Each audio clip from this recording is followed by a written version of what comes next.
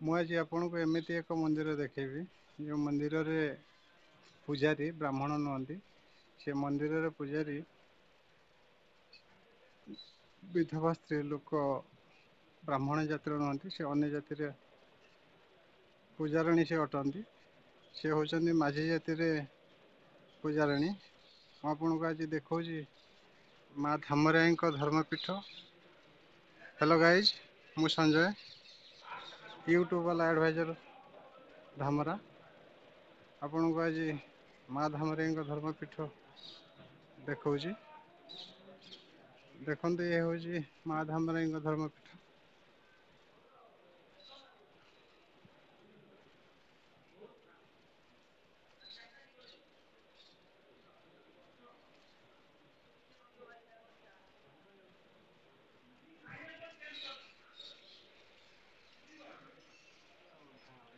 ଦେଖନ୍ତୁ, ଆପଣଙ୍କୁ ମନ୍ଦିରର ଚାରିପଟର ଦୃଶ୍ୟ ଆପଣଙ୍କୁ ଦେଖାଉଛି।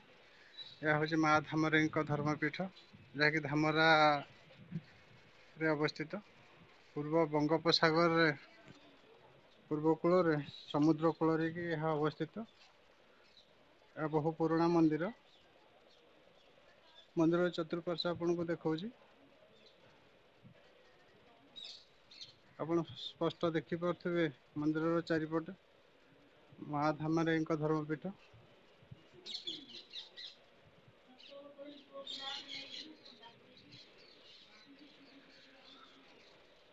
ବହୁ ପୁରୁଣା କାଳରୁ ଲୋକ କଥା ଅନୁଯାୟୀ ମା ଧାମରାଇଙ୍କୁ ମାଝି ଲୋକମାନେ ସମୁଦ୍ରରୁ ହିଁ ପାଇଥିଲେ। ସମୁଦ୍ରର ଜାଲ ପକାଉଥିବା ସମୟରେ ଜାଲରେ ମା ଧାମରାଇଙ୍କୁ ପାଇଥିଲେ। ସେଇଦିନଠୁ ଆଣି ଏଠି ଅବସ୍ଥାପିତ କରିଛନ୍ତି। ଆଗରୁ ପୁରୁଣା ଚାଳ ଘର ଥିଲେ। ଏବେ ଧାମରାଇଙ୍କ ମନ୍ଦିର ବଡ଼ ସମ୍ପ୍ରସାରଣ ହେଇ ବଡ଼ ମନ୍ଦିରରେ ପରିଣତ ହେଇଛି। ଦେଖନ୍ତୁ, ଧାମରାଇଙ୍କ ମନ୍ଦିରରେ ଚତୁଃପାର୍ଶ୍ୱର ଦୃଶ୍ୟ ଆପଣଙ୍କୁ ଦେଖାଉଛି। ଇଏ ହେଉଛି ମା ଧାମରାଇଙ୍କର ଆନନ୍ଦ ବଜାର।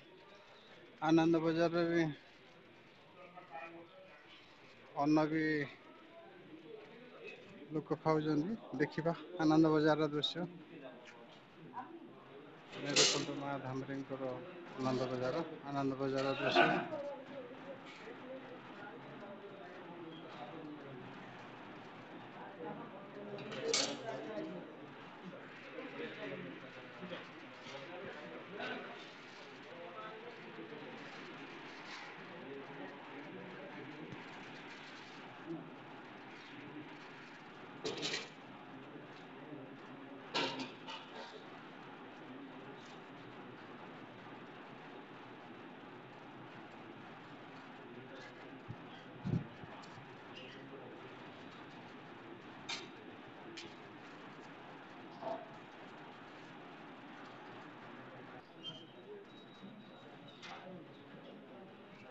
ଏ ଦେଖନ୍ତୁ, ଆଜି ପ୍ରଚଣ୍ଡ ଖରା ଯୋଗୁଁ ଭକ୍ତମାନଙ୍କର ବି ଭିଡ଼ କମିଯାଇଛି। ଏ ଦ୍ୱିପହରର ଦୃଶ୍ୟ।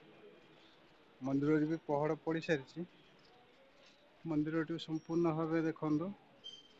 ଏହା ହେଉଛି ଧାମରାଇଙ୍କର ମନ୍ଦିର, ମା ଧାମରାଇଙ୍କ ମନ୍ଦିର। ପୂର୍ବ ବଙ୍ଗୋପସାଗର ଉପକୂଳରେ ଧାମରା ନିକଟରେ ଅବସ୍ଥିତ।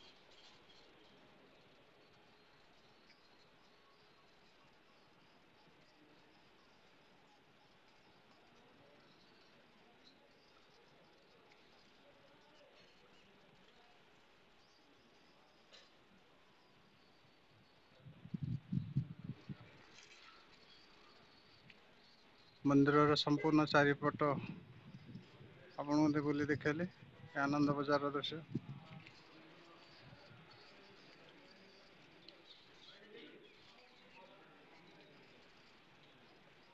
ଆନନ୍ଦ ବଜାରରେ ବି ଭକ୍ତଙ୍କ ଭିଡ଼ କମ୍। ପ୍ରସାଦ ବି କମ୍ ସେବନ କରୁଛନ୍ତି। ଏ ଭକ୍ତ ବୁଝିବାକୁ ଗଲେ କମ୍ ଅଛନ୍ତି। ଏ ହେଉଛି ମନ୍ଦିର ବାହାରର ଦୃଶ୍ୟ।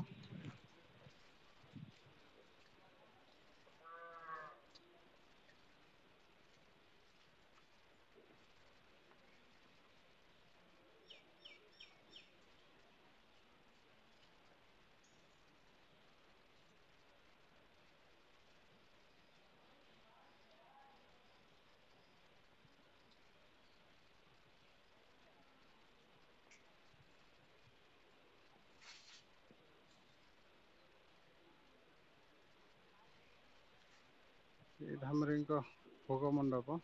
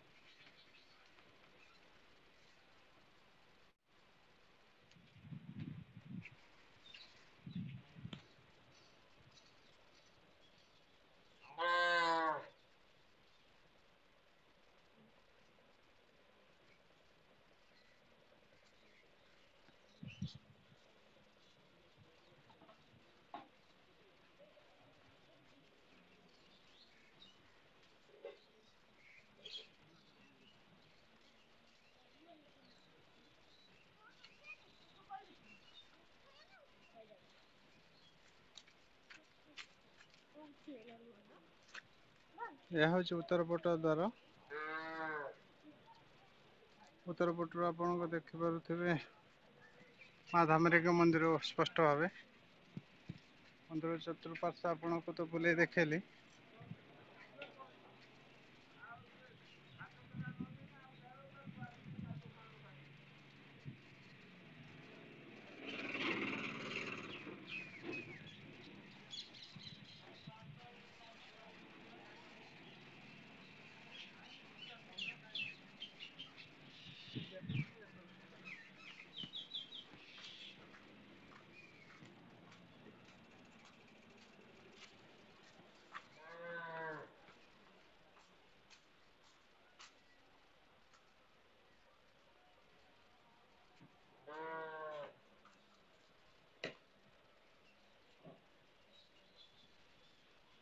ଦ୍ୱିପ୍ରହର ଖରା ଯୋଗୁଁ ଦୋକାନ ସବୁ ବନ୍ଦ ହେଲାଣି।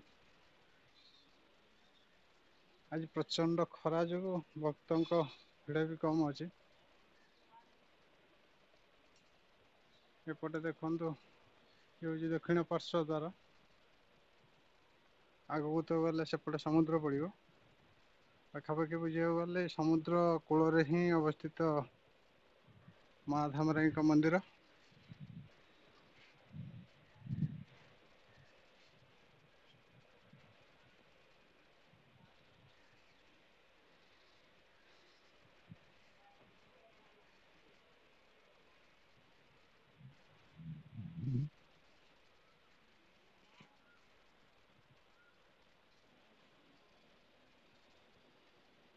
ଏବେ ଦେଖନ୍ତୁ ଆପଣଙ୍କୁ ସ୍ପଷ୍ଟ ଭାବେ ଦେଖଉଛି ମା ଧାମରାଇଙ୍କ ମନ୍ଦିର।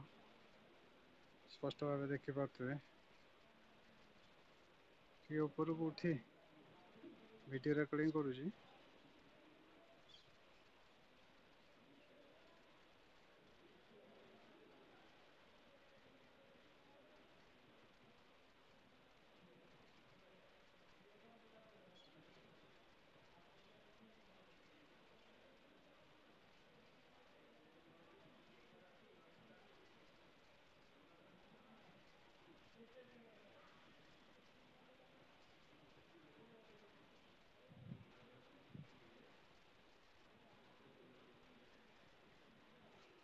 ଏପଟେ ପୂର୍ବ ପାଖ ଦୃଶ୍ୟ। କେବଳ ମକର ସଂକ୍ରାନ୍ତିକୁ ଏଠାରେ ପ୍ରବଳ ଭିଡ଼ ହୁଏ। ଅନ୍ୟ ଦିନମାନଙ୍କରେ ବି ଭକ୍ତମାନେ ଗହଳି ହୁଅନ୍ତି କିନ୍ତୁ ଆଜି ପ୍ରଚଣ୍ଡ ଖରା ଯୋଗୁଁ ଭକ୍ତମାନଙ୍କର ଭିଡ଼ ଟିକେ କମ୍ ଲାଗି ରହିଛି। ଦ୍ୱିପହର ତାପରେ ଖାଇବା ସମୟ ବର୍ତ୍ତମାନ ସବୁ ଖାଇବା ପାଇଁ ଗଲେଣି। ପୁଣି ଖରା କମିଲେ ଭକ୍ତମାନଙ୍କର ଭିଡ଼ ପୁଣି ବଢ଼ିବ। ଏ ପୂର୍ବ ପାଖର ଦୃଶ୍ୟ ଦେଖନ୍ତୁ। ଏପଟେ ଦେଖନ୍ତୁ ଆପଣଙ୍କୁ ଦେଖଉଛି ସେପଟେ ସମୁଦ୍ର ପାଖର ଦୃଶ୍ୟ ଦେଖିପାରୁଥିବେ। ଗୋଟେ ରାସ୍ତା ଅଛି ରାସ୍ତା ସେପଟେ ଦେଖନ୍ତୁ ସମୁଦ୍ର ସ୍ପଷ୍ଟ ଭାବେ ଦେଖାଯାଉଛି ସମୁଦ୍ର ପାଣି।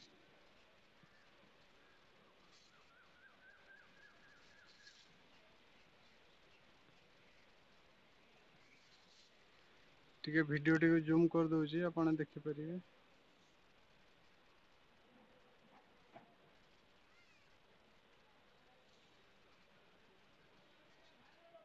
ଭିଡ଼ିଓଟି ଭଲ ଲାଗିଲେ ଲାଇକ୍ ସେୟାର ସବସ୍କ୍ରାଇବ୍ କରିବେ।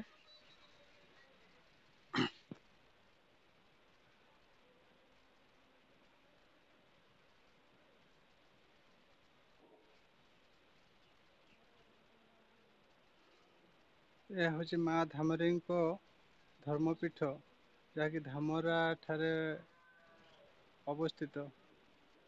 ଏଠାକାର ଏହି ମନ୍ଦିରରେ ପ୍ରତ୍ୟେକ ମନ୍ଦିରରେ ପୂଜାରୀ ବ୍ରାହ୍ମଣ ମାନେ ହିଁ ପୂଜା କରୁଥାନ୍ତି, କିନ୍ତୁ ଏହି ମନ୍ଦିରରେ କେବଳ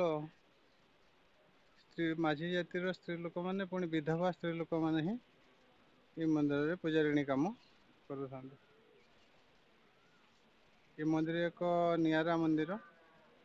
ଏଥିରେ ପୂଜା କରିବା ପାଇଁ ବ୍ରାହ୍ମଣ ମାନଙ୍କୁ ଅନୁମତି ନାହିଁ।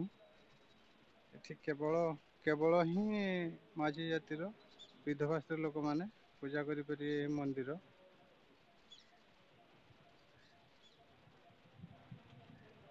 ବହୁ ପୁରୁଣା କାଳରୁ ଏହି ମନ୍ଦିର ଅବସ୍ଥିତ।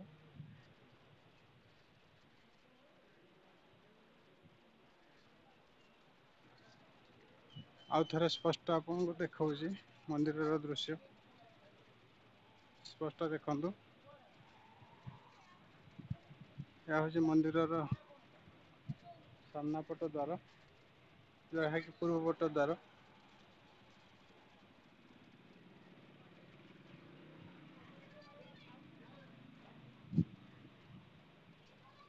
ମନ୍ଦିରକୁ ସ୍ପଷ୍ଟ ଭାବେ ଦେଖନ୍ତୁ।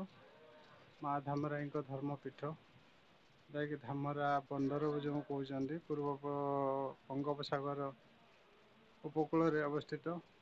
ଏହା ସମ୍ପୂର୍ଣ୍ଣ ପୂର୍ବ ଭାଗରେ ଅବସ୍ଥିତ। ଯେଉଁ ଭକ୍ତମାନେ ଆସିନଥିବେ, ଦୂର ଦୂରାନ୍ତରୁ ଅଛନ୍ତି, ଦେଖନ୍ତୁ ମା ଧାମରାଇଙ୍କ ଧର୍ମପୀଠ। ଭିଡ଼ିଓଟି ଭଲ ଲାଗିଲେ ଲାଇକ୍ ସେୟାର ଆଣ୍ଡ ସବସ୍କ୍ରାଇବ୍ କରିବେ।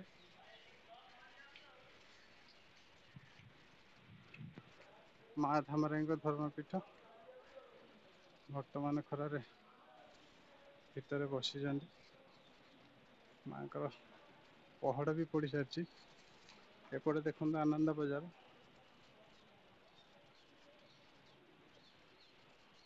ଆନନ୍ଦ ବଜାରରେ ପ୍ରସାଦ ସେବନ ଭକ୍ତମାନେ କରୁଥିବେ। ଟିକେ ଭିତରର ଦୃଶ୍ୟ ଦେଖିବା। ଏ ଆନନ୍ଦ ବଜାରର ଦୃଶ୍ୟ ଦେଖନ୍ତୁ।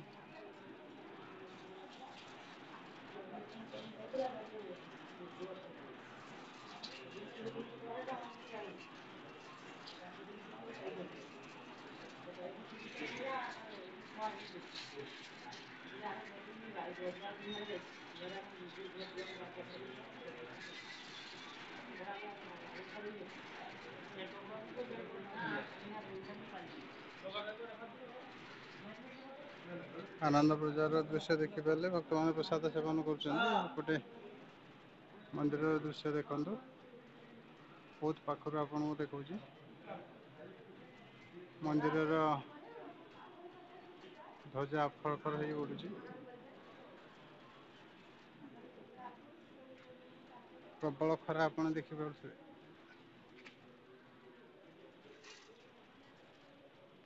ଏପଟେ ଲେଖା ଅଛି ମାଙ୍କ ଫଟୋ ନେବା ନିଷେଧ।